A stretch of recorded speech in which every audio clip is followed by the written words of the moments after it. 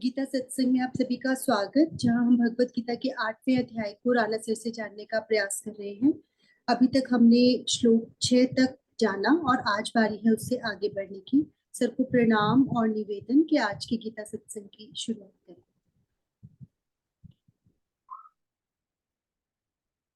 ओम वसुदेव सुतं देवं कंसचाणूरमर्दनं देवकी परमानंदं कृष्णं वंदे जगद्गुरुं। सभी को बहुत बहुत प्रणाम। हम गीता जी के 8वें अध्याय पर चर्चा कर रहे हैं और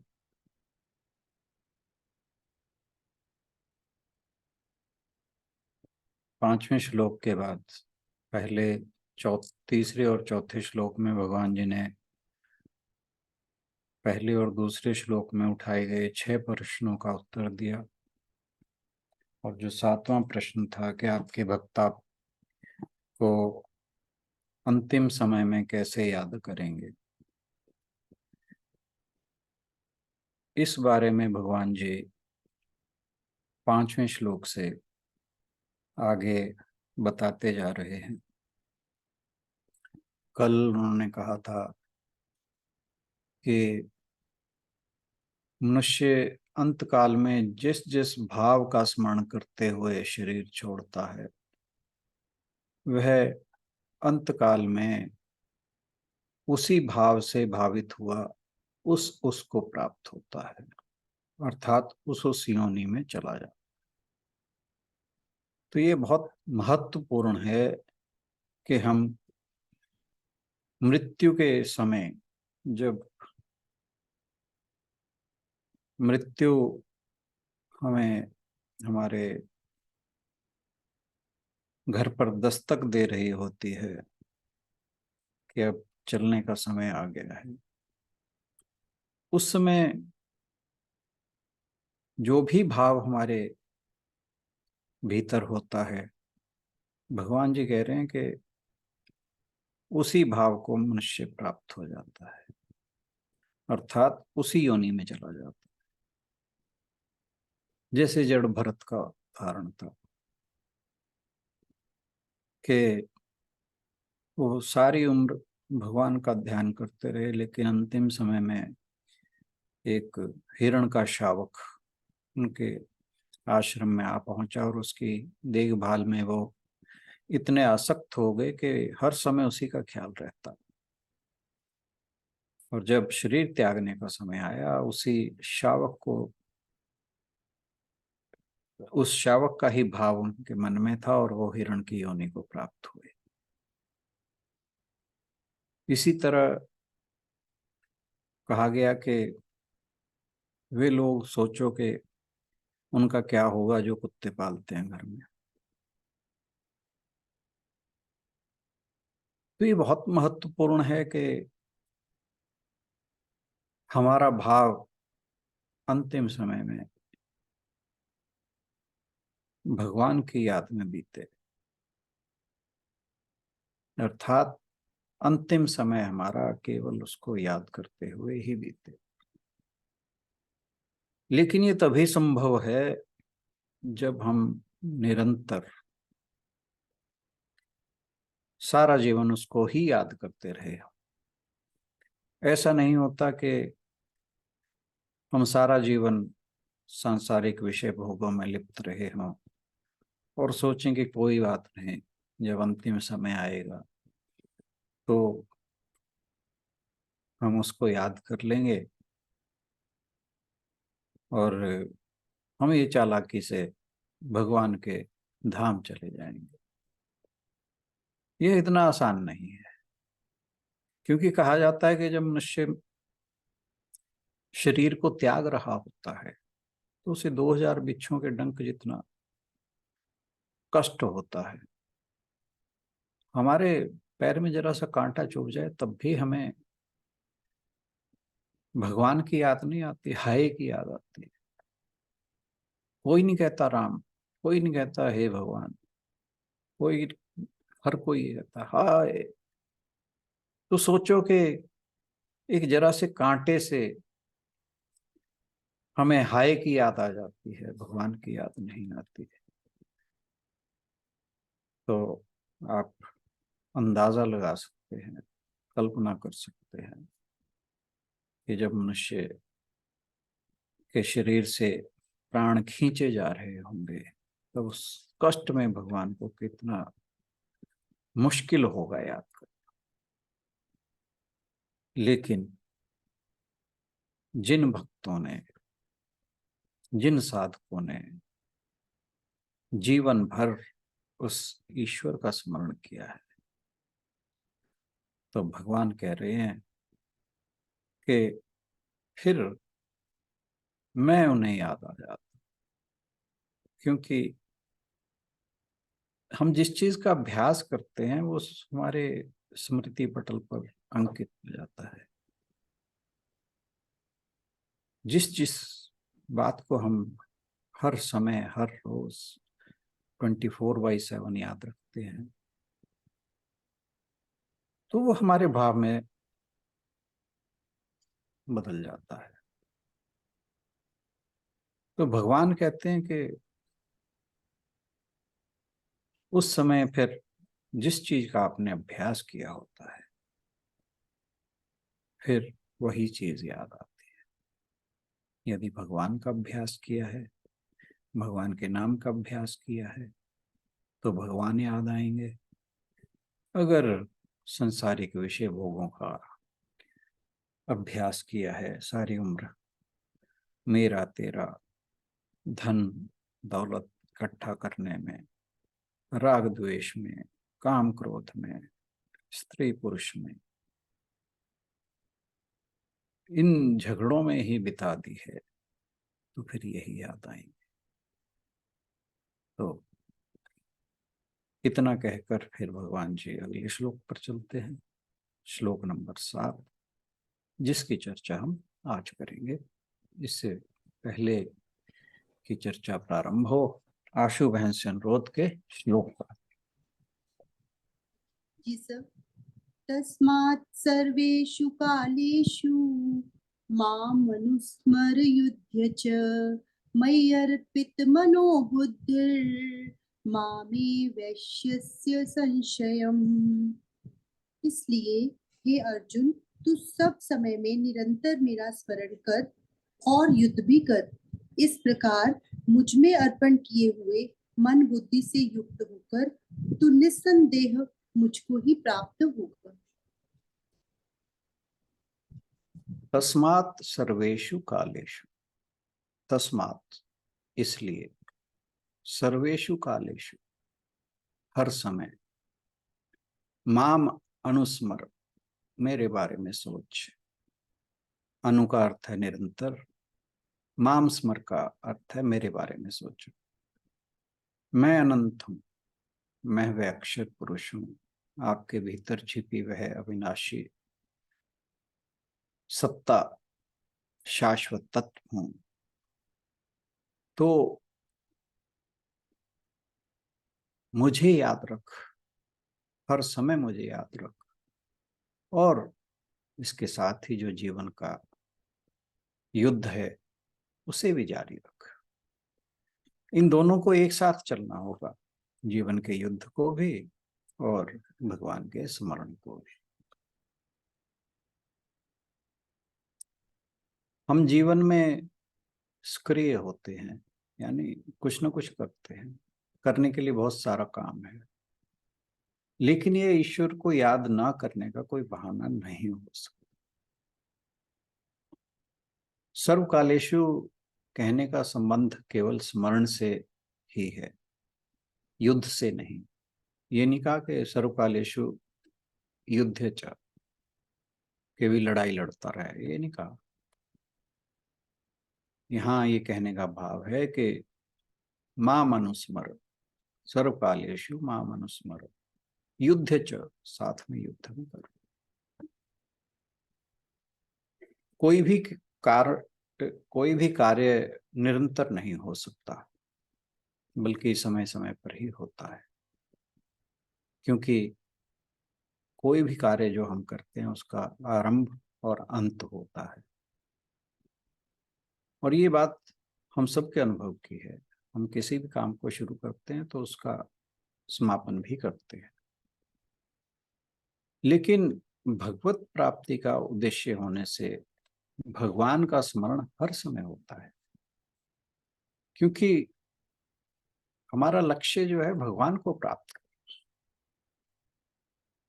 तो उसका स्मरण तो हर समय हो सकता है, क्योंकि लक्ष्य की जो जागृति है, लक्ष्य में जो ध्यान है वो तो हर समय रहता है कि मुझे परमात्मा की प्राप्ति करनी है, अगर मनुष्य परमात्मा का साधक या भक्त है।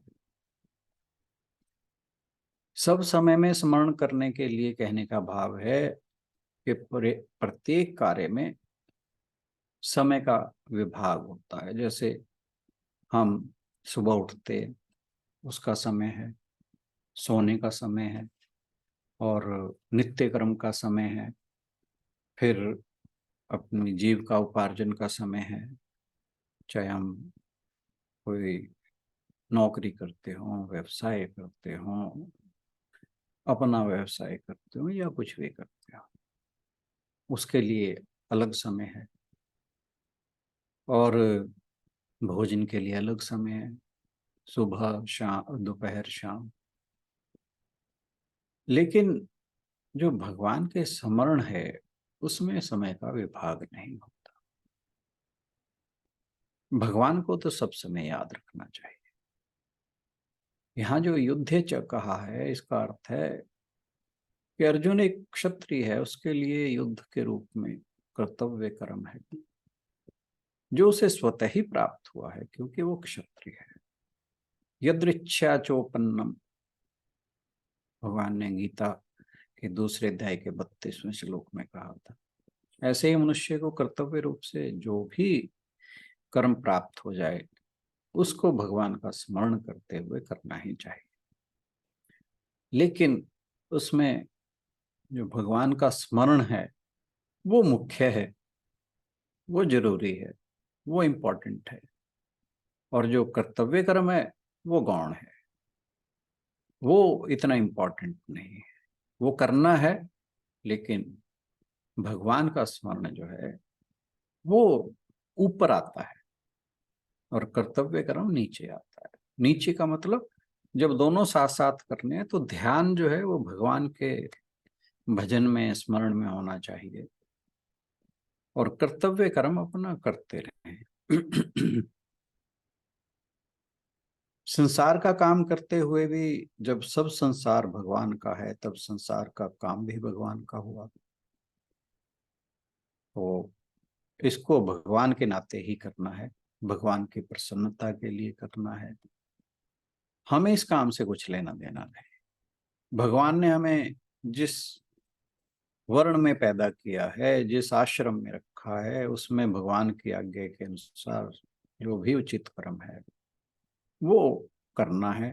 लेकिन भाव यही रखना है कि ये मेरा काम नहीं, ये भगवान का काम है, भगवान ने मुझे दिया है, मैं उसका एक निमित्त मात्र भर हूं।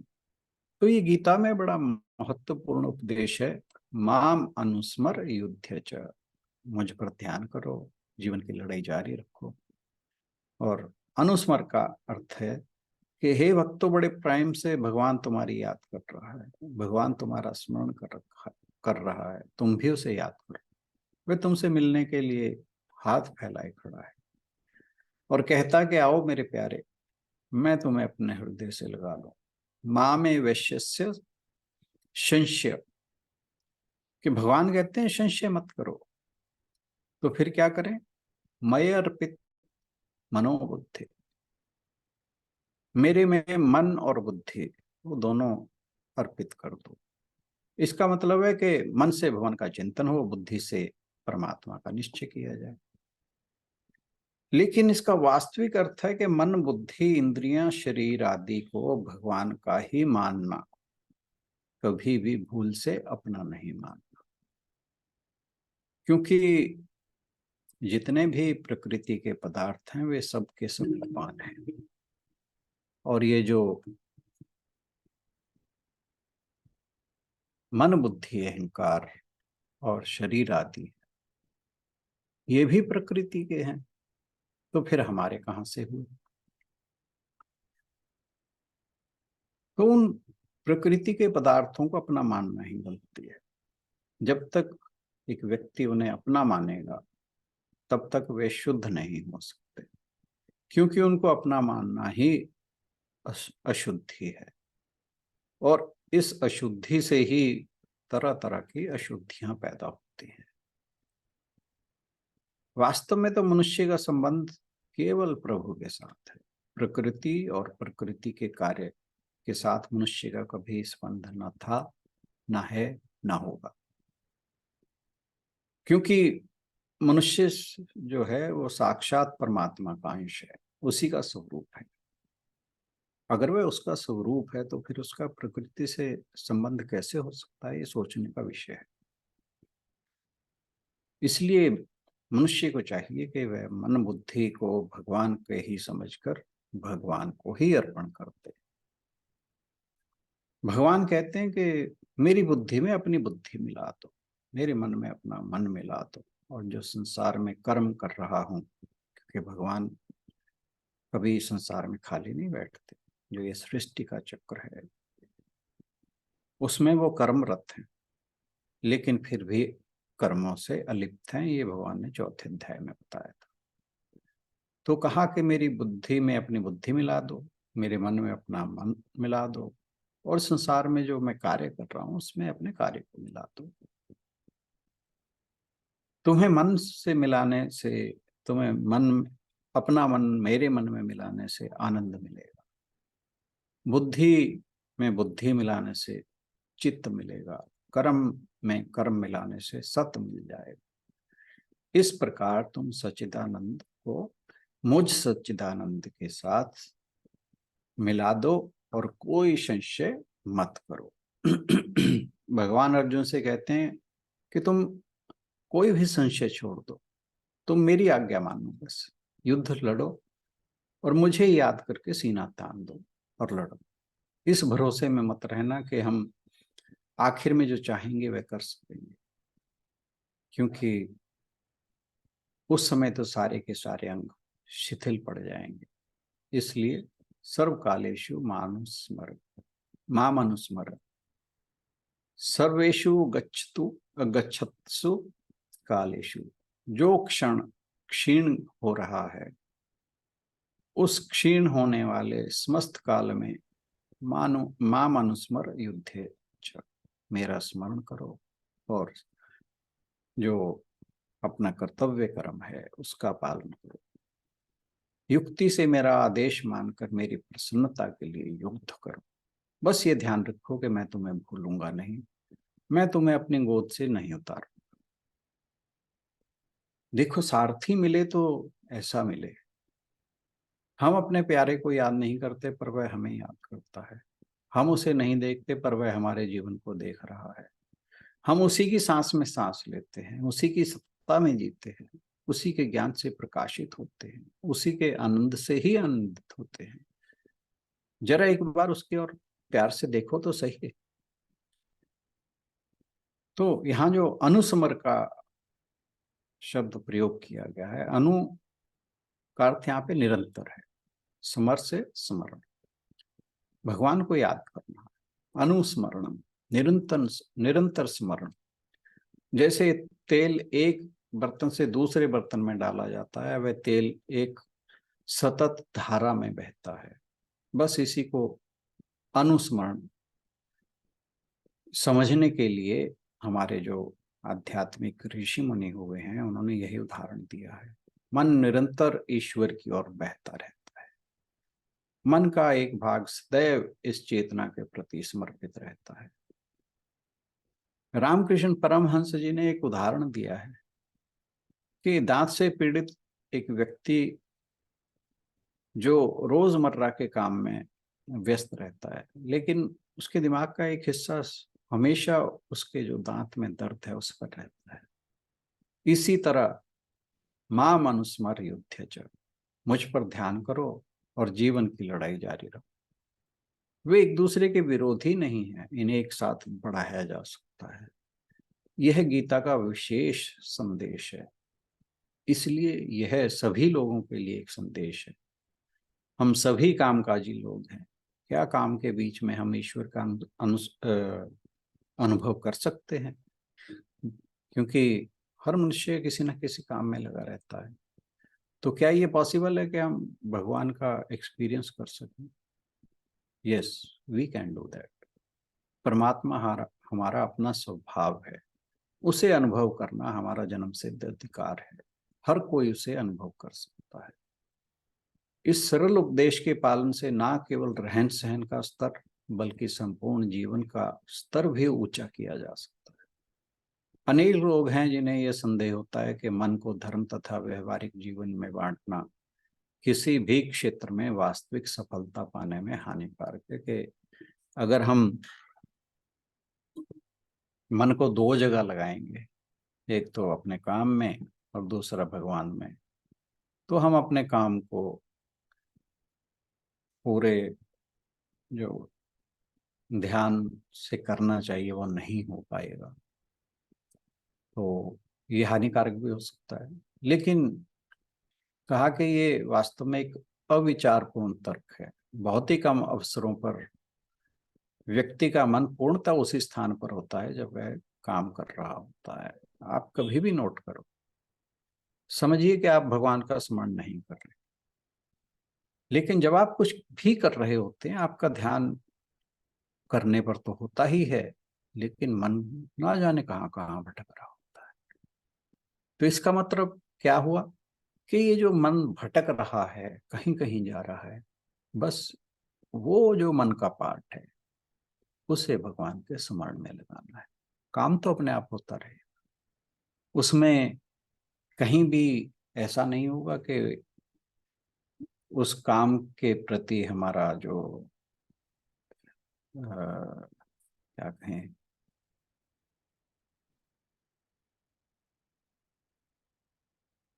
हमारी जो डेडिकेशन है वो कम नहीं। तो मन भगवान में रहे और ध्यान जो है वो काम पर रहे। क्योंकि जब मनुष्य कर्म कर रहा होता है, कोई भी काम कर रहा होता है, तो मन का एक बड़ा भाग जो है या तो भय में जी रहा होता है या ईर्ष्या हो रही होती है। जैसे साथ में कोई काम कर रहा है और वो आपसे अच्छा कर रहा है तो उसके प्रति ईर्ष्या हो रही होती है। और या फिर जो असफलता की काल्पनिक कल्पना है उसमें बह रहा होता है। तो मन स्थिर नहीं होता। काम करते हुए भी मन कहीं ना कहीं इधर उधर जा रहा होता है। तो क्यों ना उसे उस समय जो मन का भाग इधर उधर भाग रहा है, गलत कार्यों में लगा हुआ है, उसे भगवान के स्मरण में लगाते हैं। तो इस प्रकार मन की संपूर्ण शक्ति का अपव्यय करने के स्थान पर भगवान कहते हैं कि भौतिक यानी जो काम आप कर रहे हैं और आध्यात्मिक दोनों ही क्षेत्र में सर्वोच्च लाभ पाने के इच्छुक और प्रयत्नशील पुरुष को अपना मन शांत और पावन सत्य स्वरूप में स्थिर करना चाहिए। ऐसा करने से वह अपनी संपूर्ण क्षमता को अपने कार्य के उपयोग में ला सकता है। इस प्रकार वह इहलोक और परलोक दोनों लोकों में ही सर्वोच्च सम्मान का स्थान प्राप्त कर सकता है। एक एग्जाम्पल और है कि सिनेमा के पर्दे पर राजा की भूमिका अदा करते हुए अभिनेता ये कभी नहीं भूलता कि शहर में उसकी एक पत्नी और पुत्र भी है। यदि अपनी यह पहचान भूलकर सिनेमा के बाहर भी वे अपने आप को राजा समझने लगे तो जो शहर के लोग हैं उसे पागल ही समझेंगे। लेकिन वह अपने वास्तविक व्यक्तित्व को जानता है, इसलिए वह एक कुशल अभिनेता की तरह अपना जो पार्ट है वो सिनेमा के पर्दे पर जी देता है। इस प्रकार गीता में सर्वोच्च दिव्यता प्रस्तुत की गई है। मयि अर्पिता मनोबुद्धि माम वेश्यस्य संशय। भगवान ने कहा विचारों के विषय में मुझ पर निर्भर हो जाओ। जब तुम्हारी अकल काम नहीं करती तो मेरी अकल से काम लो, मेरे विचार के अनुसार काम करो। प्यार मुझसे करो परोपकार के लिए, और परोपकार के लिए अपने कर्तव्य के लिए युद्ध करो, या आपका जो स्वधर्म है उसके अनुसार कर्तव्य कर्म करो। यदि मेरे लिए युद्ध करोगे तब मेरी स्मृति भी बनी रहेगी। जिसका मन मुझ पर स्थिर है, जिसकी बुद्धि मुझ पर स्थिर है, मन बुद्धि जिसके मुझ पर स्थिर हो गए हैं, वे केवल मुझ तक ही पहुंचते हैं। इसमें कोई भी संदेह नहीं है। जैसे आपके विचार होंगे वैसा ही आपका जीवन होगा। विचार जीवन को संशोधित करता है, जीवन को प्रभावित करता है। ये एक बहुत बड़ा सत्य है, और इस मामले में यह बिल्कुल सच है। परमात्मा के बारे में सोचते रहने से हम परमात्मा बन जाते हैं। जैसा कि रामकृष्ण परमहंस ने कहा कि जो व्यक्ति हमेशा सोचता है कि वह पापी है, वह पापी बन जाएगा। जो सोचता है कि वह ईश्वर के संतान है, वह ईश्वर बन जाएगा। मन किसी न किसी रूप में हमारे जीवन के निर्माण में बहुत बड़ी भूमिका अदा करता है। आप स्वयं को सुझाव देते रहते हैं, मैं बीमार हूं, मैं बीमार हूं, और एक दिन आप बीमार पड़ जाएंगे, क्योंकि आप स्वयं को ये सुझाव दे रहे हैं। मन हमारे भाग्य को आकार देने की बड़ी शक्ति है। इसलिए कभी भी नकारात्मक विचार ना सोचें, हमेशा सकारात्मक विचार बनाएं। और सबसे बड़ा सकारात्मक विचार सभी के हृदय में छिपे परमात्मा का है, जो नाशवान के बीच, इस नश्वर जगत के बीच, इस नश्वर मन बुद्धि शरीर के बीच में खड़ा एक अविनाशी तत्व है।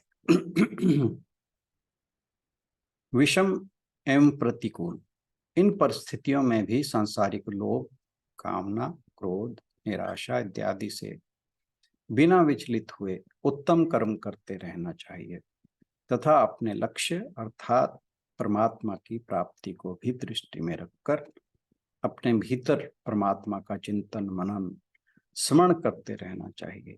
भगवान के साथ युक्त होकर कर्म करना पूजा है, किंतु भगवान से अयुक्त रहकर उत्तम कर्म भी प्राय अभिमान, ईर्ष्या, द्वेष आदि उत्पन्न करके दोष युक्त हो जाता है।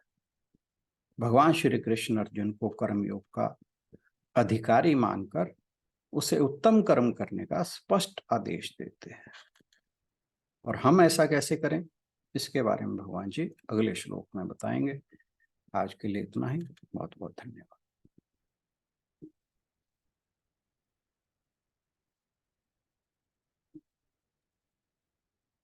धन्यवाद राणा सर। यदि किसी का कुछ संशय हो तो आप जरूर बात कर सकते हैं।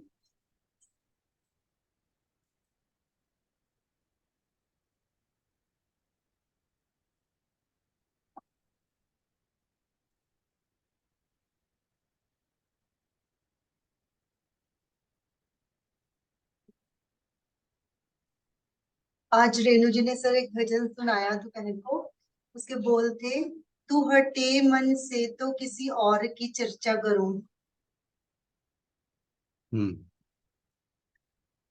बहुत बढ़िया। मुझे बड़ा सटीक लगा। मतलब जो हम कर रहे हैं कि हर टाइम अगर ध्यान Yes. रहेगा तो कुछ और चीज का ध्यान ही नहीं आएगा, वो स्थिति हमारी बननी चाहिए। Yes.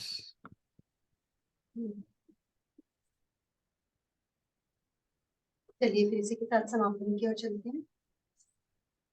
ओम पूर्णमदः पूर्णमिदं पूर्णात् पूर्णमुदच्यते पूर्णस्य पूर्णमादाय पूर्णमेवावशिष्यते।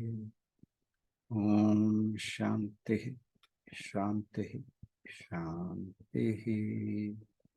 हरि ओम। सभी को बहुत बहुत प्रणाम, और आज के सत्संग में आने के लिए बहुत बहुत धन्यवाद।